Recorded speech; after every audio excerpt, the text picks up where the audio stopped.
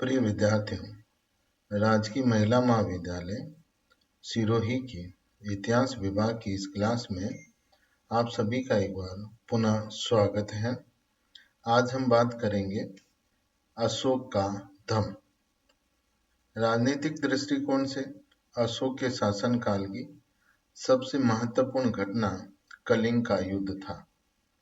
कलिंग के युद्ध की भीषण रक्तपात से प्रभावित होकर अशोक का हृदय अत्यधिक प्रभावित हुआ और अशोक ने कभी शस्त्र ग्रहण नहीं करने की प्रतिज्ञा की।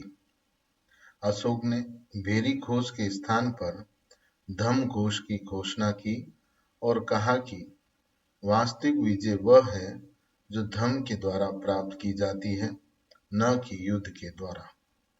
अशोक के अभिलेख में धम्म शब्द का प्रयोग बार बार हुआ। अशोक ने अपने दूसरे स्तंभ लेख में धम्म की व्याख्या इन शब्दों के साथ की: अपासिन्वे बहुकथनाय दया दान सोचे, अर्थात पापहीनता, बहुत कल्याण, दया, दान, सत्यता ही धम्म है।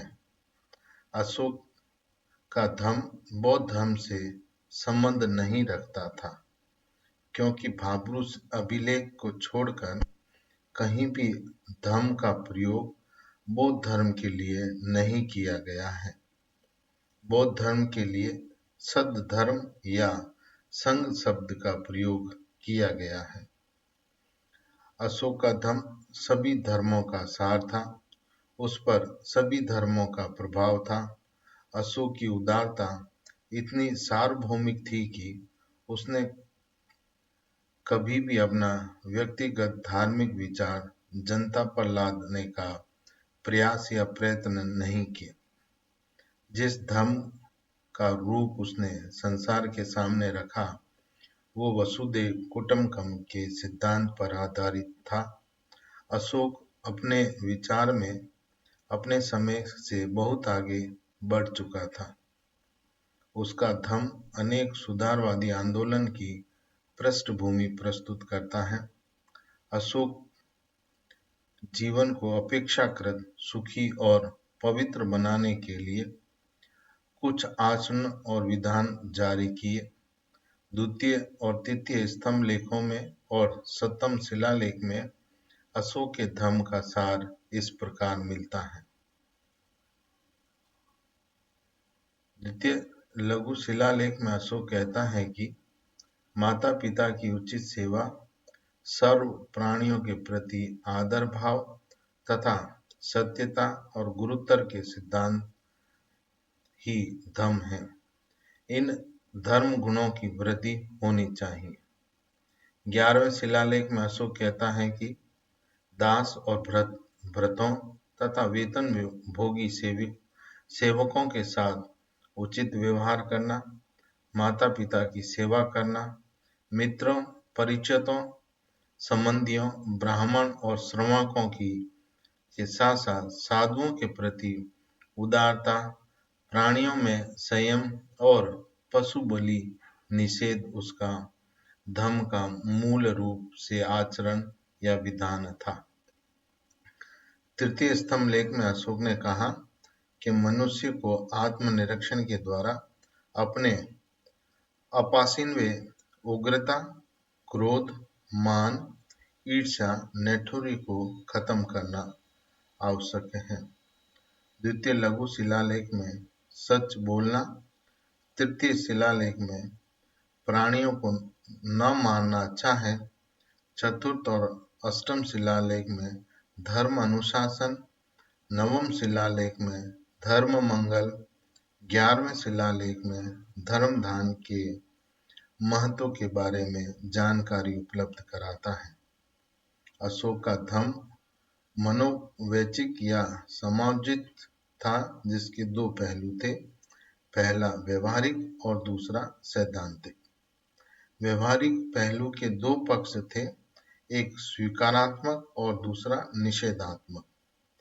व्यवहारिक पक्ष, जिसमें पहला पक्ष स्वीकारात्मक था, इसका वर्णन प्रथम स्तंभ लेख में धन प्राप्ति के साधनों का उल्लेख करता है। धर्मानुराग, आत्म परीक्षण, शुभ श्रेय और उत्साह। द्वितीय स्तंभ लेख में कल्याण, दान, दया, सत्य और सोच के बारे में वर्णन करता है। सप्तम शिलालेख में अन्य सिद्धांतों के साथ साथ मृदुता और साधुता की बात करता है। सातवें शिलालेख में संयम और भाव शुद्धि को भी वो वर्णित करता है। कृतज्ञता, दृढ़ भक्ति ये 13वें शिलालेख में वर्णित की गई है। संयम, समझा और मूल प्रवृत्ति इन शिलालेखों में वर्णित हैं। इन तथ्यों के आधार पर हम कह सकते हैं कि नैतिकता ही अशोक के धर्म की आधारशिला थी। निषेधात्मक पक्ष में अपाषाणवे की ओर ले जाने वाली कुप्रीतियों से बचना सिद्धांत को उसने निषेधात्मक पक्ष के रूप में वर्णित किया है। सैद्धांतिक पहलू, व्यवहारिक पहलू के अतिरिक्त अशोक के धर्म का सैद्धांतिक पहलू भी था। अशोक का परलोक में विश्वास था। वह अपनी प्रजा के हित और पारलौकिक हितों की कामना करता था। वह सभी धर्मों की वृद्धि का पक्षपाती था। उसका धर्म सभी धर्मों का सार था। अपाषाणवे के संबंध में अशोक ने विचार जैन धर्म से ग्रहण किए। बौद्ध धर्म का अनुयायी तो वो था ही, लेकिन उसने उपनिषदों से भी प्रभावित होकर अपने धर्म में कुछ सिद्धांत सम्मिलित किए। पशु जीव की अवज्ञा, धार्मिक सिद्धांत, सहिष्णुता उसने 12वें शिलालेख में, धम्म मंगल 9वें शिलालेख में, धर्मदान 11वें शिलालेख में, पराक्रम की आवश्यकता 10वें शिलालेख में, इसके अतिरिक्त आत्मनिरीक्षण, उत्साह, ध्यान आवश्यक है, धर्म विजय 13वें शिलालेख में वर्णित है। धर्म व्रत का पालन उसने 10वें शिलालेख में वर्णित किया। समस्त विशेषताओं को देखकर यह स्पष्ट हो जाता है कि अशोक का धर्म रूढ़िवादी, कर्मकांड, गूढ़ क्रियावादी और दर्शन मूलक नहीं था। अशोक का धर्म सरल, विशुद्ध, व्यवहारिक और सर्वाग्राही धर्म था। अशोक के धर्म सपूत शासन के रूप में आधार पीठिका था। अशोक ने धर्म के प्रचार और प्रसार के लिए जो कार्य किए वो इस प्रकार थे।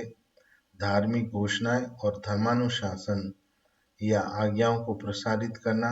स्तंभलेख और अन्य शिलालेखों पर इनका वर्णन किया गया।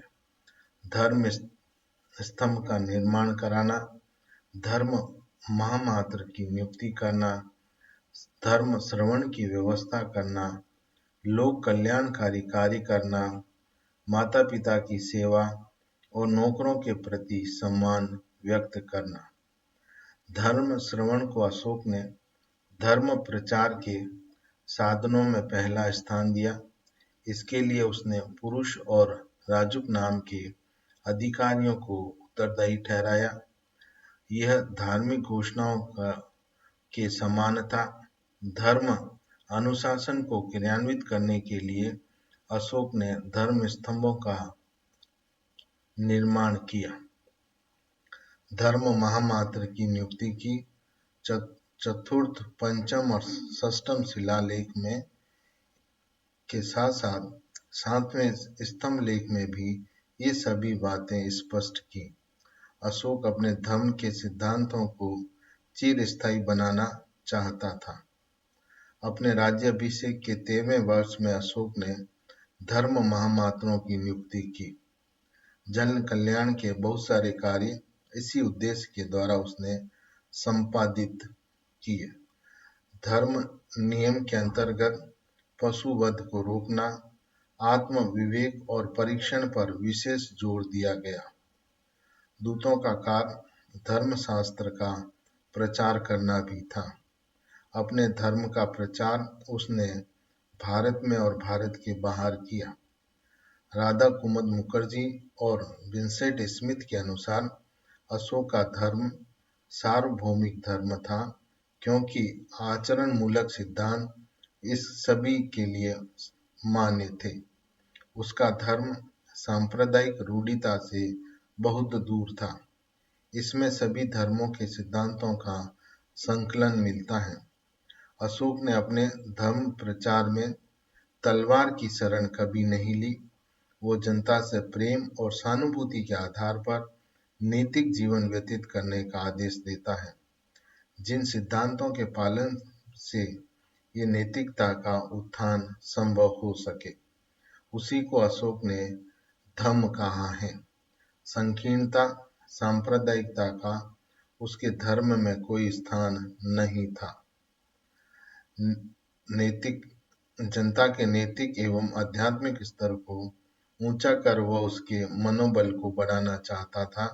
इस प्रकार हम कह सकते हैं कि अशोक का धर्म एक सर्वोत्तम धर्म था। वो बौद्ध धर्म नहीं था जिसमें सभी धर्मों का सार सम्मिलित था। धन्यवाद प्रिय विद्यार्थियों।